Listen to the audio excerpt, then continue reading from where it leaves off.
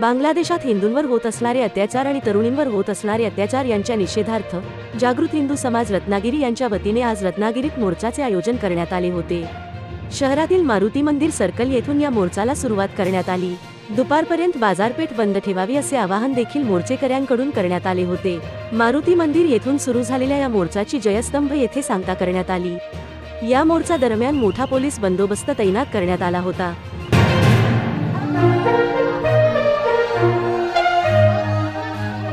आज रत्नागिरीमध्ये जागृत हिंदू समाजाच्या वतीने एक भव्य मोर्चाचं आयोजन केलेलं आहे।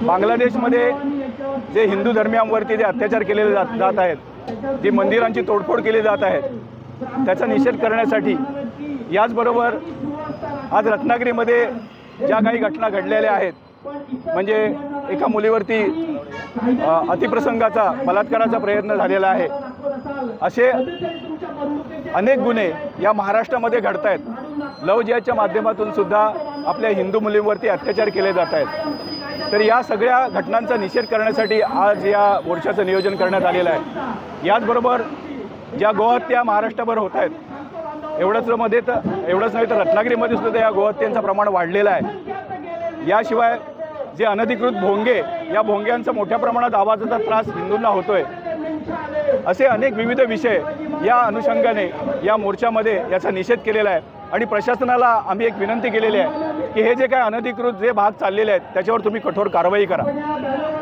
याच्यामध्ये आम्ही एक सांगू इच्छितो की आज हिंदू महिलांवरती मोठ्या प्रमाणात अत्याचार होत आहेत। 2019 ते 2021 सालामध्ये जवळपास 3 वर्षांमध्ये 1 लाख हिंदू महिला आणि मुली गायब झालेल्या आहेत महाराष्ट्रातून।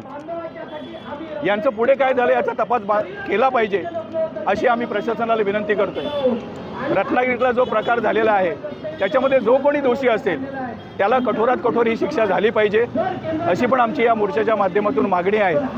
आणि येणाऱ्या काळामध्ये आमची माता भगिनी सुरक्षित राहिली पाहिजे, आमच्या गोमाता सुरक्षित राहिल्या पाहिजेत, आमचे मंदिरं सुरक्षित राहिली पाहिजेत, आमचे हिंदू सुरक्षित राहिले पाहिजेत, याच्यासाठी संघटित होण्याची आवश्यकता आहे। आणि या पद्धतीने या सर्वांना सरकारने संरक्षण द्यावं, पोलीस प्रशासनाने सुद्धा याला संरक्षण द्यावं अशी या मोर्चाच्या माध्यमातून आम्ही मागणी करत आहोत। जनशक्तीचा बुलंद आवाज म्हणजेच रत्नागिरी खबरदार।